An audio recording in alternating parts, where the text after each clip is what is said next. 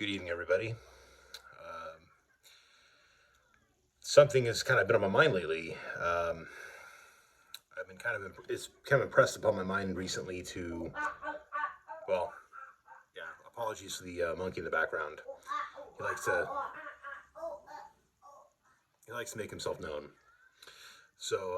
Yeah, it's impressed upon my mind lately to bring up a certain part of Creek history that's pretty important. Oh, and apologies for the stuff on the table. I need to clean all this up.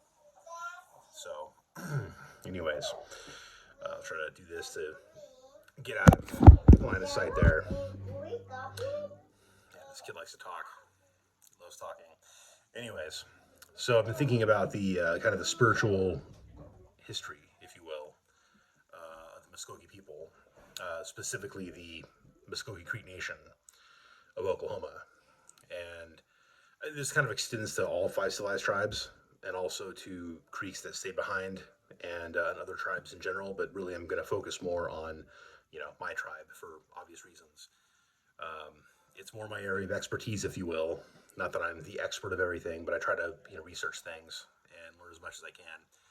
And I try to focus more within my family history and within the culture of my family. And not that other cultures aren't important, you know, they are, but that's not my main area of focus. So, anyways, so you look at the as far as the history. If you want to go further back, you have the ceremonials. You know, go back to like the mound builder culture, the Hopewell culture, things like that. You're getting into the southeastern ceremonial complex, which is a whole different thing that we don't really fully understand. And but it was a pretty big network. It was a trade network. Mounds were Michael. There was a bunch of mounds throughout the southeast, and I think Oklahoma and Ohio and all these different areas, and they were definitely epicenters. There's copper, so there was metallurgy. It just wasn't iron or bronze, as far as we know. Although I've heard claim that there's been bronze axe heads, but I know that during the Mississippian period, was Mississippian. Yeah, I think it's Mississippian period. They did have like copper axe heads and certain copper tools, and I believe some of them also had specks of silver in them. So, anyways, by the time Europeans showed up, they weren't really, as far as we know, using a whole lot of metal tools. But then they certainly acquired them pretty fast. Like tomahawks got adopted very fast. I mean, we had tomahawks in some cruder fashion, but as far as iron heads, that was new and that was pretty cool. We liked it and we adopted it. But anyways, you go to the ancient time period. You have a system of religious practices that we're not totally familiar with. I will say that aesthetically, there's some similarity to Aztec culture. And if you look at you look at Milford's memoir of our tribe, you'll see that there's this whole sort of this idea that at one point we were in Mexico, that we weren't Aztecs, but we lived near them. I don't know if it's true or not, but that's one account. Um, Granted, it was by a Frenchman who wrote the account, and but he had a lot of cool stuff in his memoir. So, but anyways, um, all that being said, so the more traditional, like modern traditional, if you will, or the last couple hundred years or so of Muskogee tradition and practices is a little bit different.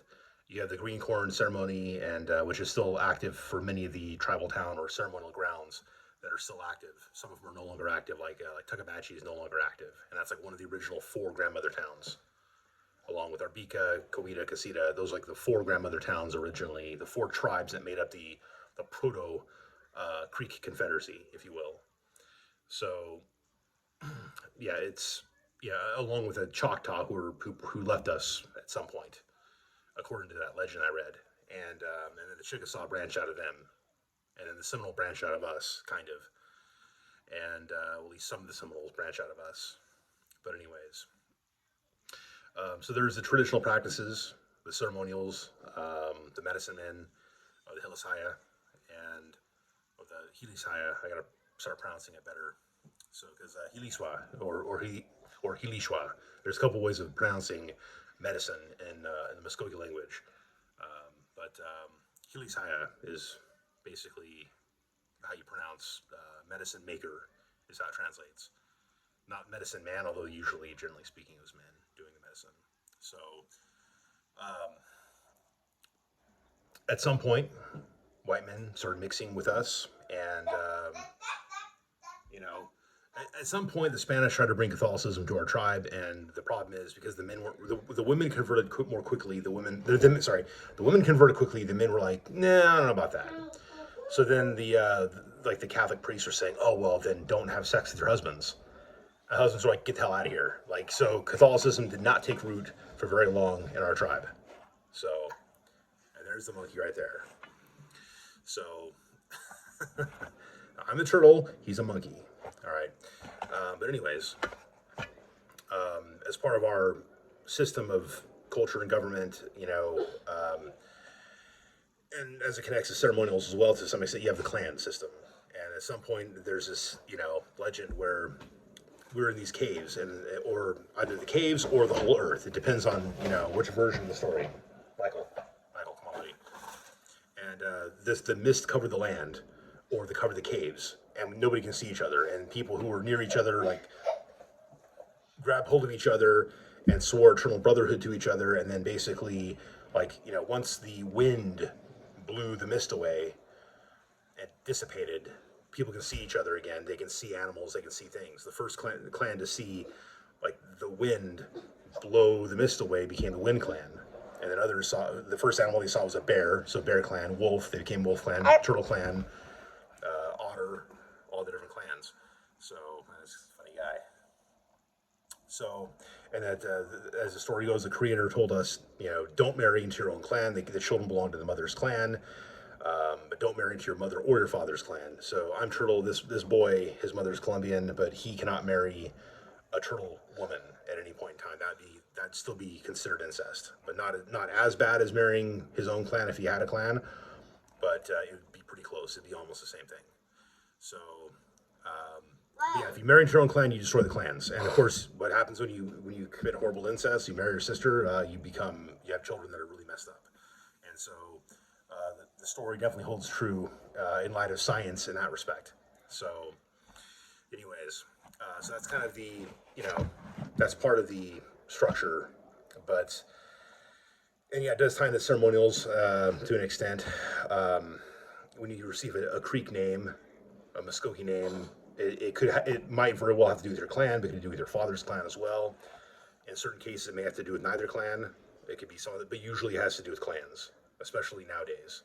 But your war name might be a little bit different. Your chief name, if you become a chief, might be different. You have a name as a child, and as a baby, and then when you become an adult, you acquire a citizen name. At least that's how it was back in the old days. And that's so when you're about 16, you got a citizen name, and that's when you became a warrior. Or if you're a woman, you could become a wife. Okay, but before that, that wasn't the case. And but then if you became if you became a warrior, the word Tastanagi became part of your name, usually as a suffix, because that's the word for warrior. If you became a chief, then Miko would become usually the suffix of your name. So I have an ancestor, Chief Benjamin Perryman, also known as Stikchako Miko. I'm probably not pronouncing it right, but I'm not sure if anybody who reads his name, even who are native speakers, are actually pronouncing it right. I've talked to native speakers who are reading some of my ancestors' names and they're not able to understand what the words are.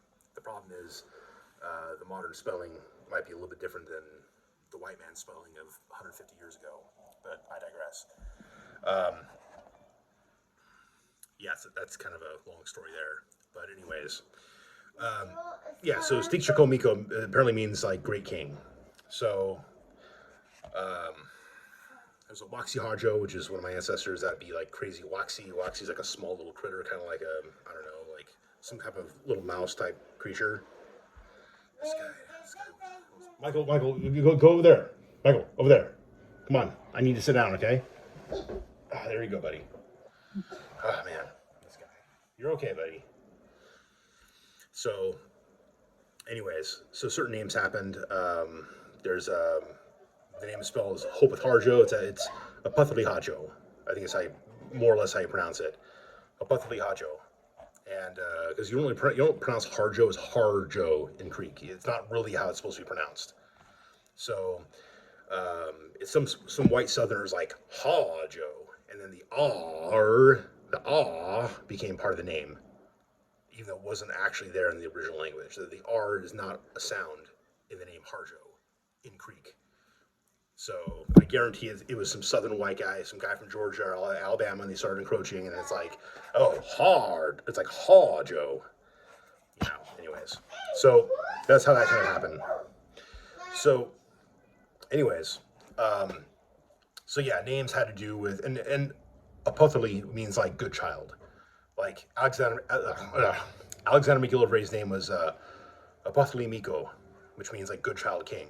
Apotholi Hola would be like good child crier. And he was a very important man, as I mentioned before. Apotholi Hajo would be like crazy good child or excitable good child. Like Harjo or Hajo would mean crazy, recklessly brave, or excitable. Fixico, which is usually a prefix, that means heartless. So yeah, all these names mean something, and it sounds like these are two words. It is two words, but it's one name. It's a single first name made up of two words. It wasn't like Harjo was a last name yet, or Fixico was a last name, or any of that stuff. So that started happening in the late 1800s. They started actually becoming last names. So before that, traditional Muskogee last names were non-existent. You had to have like a white daddy of some sort. Anyways, I'm kind of getting somewhat off topic here, but not totally.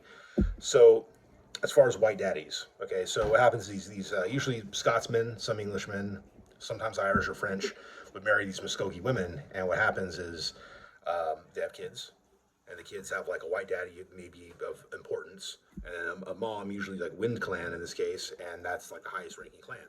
It's considered the aristocracy of the clans. Originally, like the chiefs of the entire nation were chosen only from that clan for the longest time. After the removal period, that all kind of changed. So, but anyways, and at the ceremonial grounds, or the tribal towns, I should say, historically, it would rotate. It would rotate between two dominant clans. Michael, go sit down. So, yeah, he's pushing everything around. So, anyway, so the real thing I want to get into this video is no more. I don't want you. No, don't move any chairs or anything else. Sorry, I'm getting kind of annoyed at the moment. Yeah, it's a spider, buddy. Yeah, it's cool, buddy. Here, thank you. So, anyways, so what happened is obviously Catholicism didn't take root, but Protestantism did. So what happened is you had Presbyterians, and for those of you might know, Presbyterianism, they usually have like a Celtic cross in their churches because it's actually like a Scottish branch of Protestantism, right? It's the Church of Scotland. Kind of like Episcopalianism is the Church of England. So, or Anglican. So they're the same thing. And the Methodist Church used to be part of that, but they branched out because of John Wesley. And so yeah, again, you have the Methodists that came in. And so I have an ancestor that was Scottish, David McKillop, who was in the War of 1812. I don't know, I have to look at who he was fighting. All I know is he married Chief Benjamin Perryman's daughter. And that he himself was a Scotch Methodist minister. So anyways, so yeah, and his children definitely got their religious education. And then, and that would have been like around the 1820s, 1810s, 1820s, Dave McKell died around 1842-ish, I believe. So, and I've been looking into the history of Christianity in the tribe, and I've been really like impressed by some of what I've read. And I'm going to give the freedmen and their ancestors some important due in this situation. So I don't know the names of everybody. I want to go back over this because I want to do an actual history of Christianity in Creek Nation, because I think it's very important. That'll tell us about how the tribal towns came into existence, or how the Indian churches came into existence, how did it get from like white daddies and some missionaries to like having Indian churches that still exist today, although maybe not as prolific as they were at one point? Um, they're trying to bring them back more, but that might be more for cultural reasons. And I'm one of those guys who believes a church needs to exist for the reasons that it existed in the first place. So, and that should be about faith. So, this guy just won't stop. So, um, so yeah. So what happened? I noticed is like, okay, so 1828 is when the original not removal, but the pre-removal migration happened. The Macintosh Party, as I mentioned before, left like Alabama, Georgia area. Like they left the old Creek Nation behind and went to what is now Oklahoma, which I think was called the Arkansas Territory. I got to double check that. But anyways, it became Indian Territory. Indian Territory, where all the Indians who were displaced had to go. So at some point, even Geronimo was in Indian Territory. So, or it might have been Oklahoma at that point. He was kind of old when he died. He's also old when he sired his last child by a very young girl, a young woman. I don't know. I think she was like 12 or 13. I don't know. That's kind of young. That's pretty young. So, he was also not a member of my tribe. If he was, he would have waited till she was 16, because that was the age that you could actually get married. So, yeah, he was an Apache. He was something else. But anyways, um, back to my tribe. So what happened is you had the mostly Lower Creeks who went with Macintosh Party and who established themselves, and many of them were Christian. Some of them were not Christian necessarily, but a lot of them were. And so they, and that's what they did. They reestablished themselves, and just what happened is at some point a lot of them were Methodists, and then the Baptists, kind of came in and sort of converted some of them, and then some of those that were Methodist preachers then became Baptist preachers, and kind of vice versa. So it kind of goes back and forth in the Indian churches, to be honest. And nowadays they actually, at least as of 10 years ago, they'll kind of go to each other's churches and preach, because they're not always having services at their own church every Sunday, because not everyone can make it, and it's a pretty big shindig as far as I understand. Like, the services are pretty long and maybe a bit overbearing. So, yeah, I don't know. I haven't been to, Indian Baptist or Methodist churches, so I don't know. I don't have the experience. I've seen hymns, I've seen outdoor services type of thing. I haven't actually seen, much else outside of YouTube, and there's more on YouTube than I've actually watched. So, anyways, so what happened is you have the 1836, 1837 removal. Michael.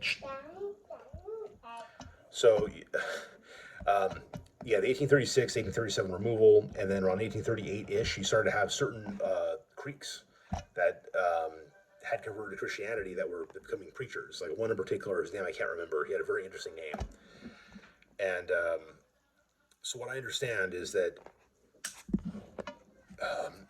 you have a few persecuted, very distinctly persecuted Creek Indian preachers, and you had white preachers that were trying to come in and preach, but were attacked. There was actual real legitimate persecution on the converts of Christianity and those who were trying to preach by the traditionalists. There was animosity from the traditionalists against, I'm trying to think. I mean, one woman got whipped pretty badly, but she actually took it in stride, and then she ended up walking miles afterwards to some church service. I think I'm hearing some crazy stories here. That I believe them. That's the thing. I don't doubt for a second that woman, was that sturdy of a person to, that faithful of a person. But anyways, the early Indian churches, it wasn't all Creek. You did have some Chickasaw, I believe, and I think other tribes as well might have. There might have been some that kind of intermingled in the early Creek churches, and you had a significant percentage of the church population being black, and probably, depending on the year, they would have either been slaves or freedmen, or maybe even early freed slaves prior to 1866. So I'm not sure exactly, but I got to look at the dates again. I'll get into more specifics on my next installment of this. But it's definitely worth mentioning. It's definitely worth doing another video on. So, anyways, the name almost comes to me. This Creek preacher, this young Creek preacher. It's just a very, very interesting name. I wish this kid would shut up. I love this guy, but he's just trying to get attention. He wants daddy's attention. I'll give it to him in a few minutes. But anyways, usually he just enjoys his cartoons, and that's all he does. But yeah, dinosaurs and other things. Anyways, so yeah, it's getting really hard to do this video properly. I do apologize, but Michael, watch your cartoon, okay? I'll be done in a couple minutes. Okay. So, anyways, you had there's one Creek. I think it's this Creek preacher. His name I can't remember, but I think it was a older slave gentleman who taught him a few things. Right, it's like the black slave guy knew more about Christianity. The other guy can read, didn't understand what he was reading as much. The slave didn't read, but he knew Christianity. He was by faith a Christian. So he helped teach this guy faith and knowledge about what he was reading. And so with this combined knowledge, this guy was able to go and preach to his fellow Creeks. And so like a significant percentage of the population of these early Indian churches was made up of black membership.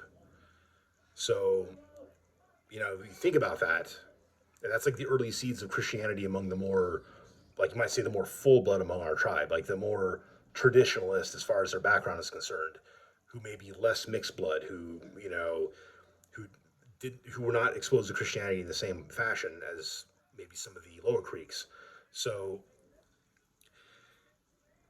basically, there is a certain debt when it comes to faith.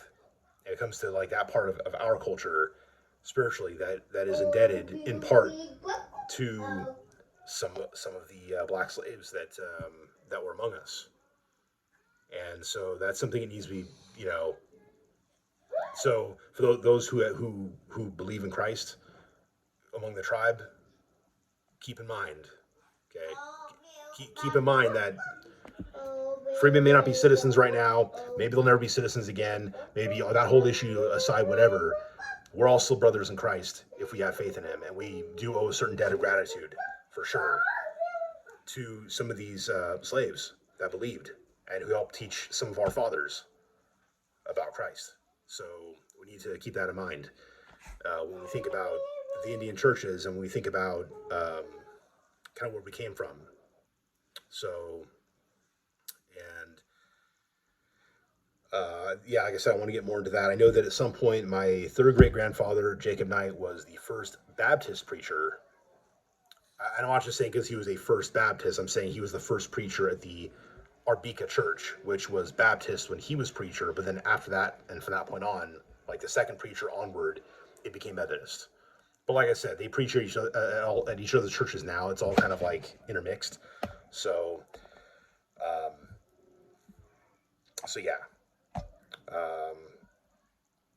yeah. Anyways, and yeah, so my great grandmother Sally Knight McKellop Ray, because she was married to Joseph McKellop, my great grandfather. After he died, she married. I think his first name was Walter Ray. I think. Well, I mean, Ray was his last name. So, anyway, Sally Knight McKellop Ray. Okay. She earned all those names. Okay. So, and she was a great woman. And so she would have been born a Baptist. She died a Methodist. I think it was Clearview Methodist Church in Okemah she went to. I could be wrong with the name. I got to double check that. I have records of it somewhere. My great grandma was born Methodist, I believe, but then she died Baptist. And I've seen pictures of people at her funeral, and I've seen Indian women with more traditional looking garb, but it was Indian church. Now, there is a sort of like, I'm a couple minutes left here. I don't want to go too much longer, but I know there's a sort of like, at some point in the past, it was easier to to practice traditional ceremonials and still go to church, and there wasn't a conflict between the two. Because technically, I mean, the Muskogee people believed in a single God, a single creator God. I mean, there's other heavenly beings that existed, but they weren't the same as the creator. So there wasn't this conflict basically so much between the traditionalists and the churches at some point down the road. There's more in common. Then more of the white preachers started coming back in later on, mainly the Baptist, figures, right? Kind of came in, and it's like, oh no, no, you can't go to the ceremonials. That's heathenism. That's paganism. And so since that time, you've had some who are like, okay, I'm only going to churches. That's my great grandma never went to ceremonials. I believe her mom probably did. I have reason to believe that she might have even known some medicine. So that's another story. But some went just for the church, some stayed just with the ceremonial, some kind of did both. Some who believed in the church still also, for cultural reasons, have gone to the ceremonials, but then some who are more traditional ceremonial have gone to churches, not so much because they believe, but because it's like their people are there. So there's a cultural reason to go, and maybe there's Indian food and things like that. And so they go and do that. But they don't really believe, they believe more in the traditional way. So there's some that really kind of try to go with both, which depends on your theology, I guess. As my understanding of Muskogee cosmology isn't perfect, but and there's different ideas as far as like where we go. Like I think like we go to the Milky Way after we die or something like that. Um, I don't believe that, but at the same time, but do I believe that the medicine is real? I think the medicine is probably real. Like there's some my one exposure to medicine um, was that we'd be able to do some bow shooting, and if the medicine was administered to our bows, we would shoot better. That's what Edwin Marshall said. And while he brought the medicine, the Honorable Judge Patrick Moore administered the medicine on our bows, and I shot better that day than I ever did before at any of the cornstalk shoots I went to. So I'd say that yeah, I think the medicine is real. I think that there's some good stuff in the medicine. Um, the thing is like and when it comes to the medicine tradition, as far as I understand, there's the issue of like having faith and faith in the creator and things like that. Like that's a major component in the medicine actually working. So do I look down on it because it's not like 100% taken out of the Bible? No, I don't. But at the same time, like, do I agree with all the other cosmology? No, not necessarily all the other cosmology. But did God maybe give us a medicine at some point? Totally possible. Okay, so that's kind of my viewpoint on it. Is that there's some good stuff in the traditional ways, and then there's Christ, which is the way, the truth, and the light. So if there could be some way to kind of like line it up better to where both sides are happy, you can't always do that, and you definitely will make some people definitely not be happy with that arrangement. And to be honest, if you believe in Christ, Christ does come first. Christ beats the medicine any day of the week. Okay, Christ is the medicine. If anything, he's the source of the medicine at some point in the distant past. Okay, like if God gave us a medicine, then God gave us a medicine. It means Christ is God. Christ gave us a medicine at some point. So, you know, that's kind of at least my way of looking at it. But um, so yeah, others who stick more to the like maybe the Baptist specific tradition might be like, oh well, no, no, and you know. But look, a lot of them look at me. I'm a Mormon or Latter Day Saint. They're like, oh well, you're not really a Christian at all. But then you have others. There's Pentecostals who will be like, oh no, that person's not a Christian.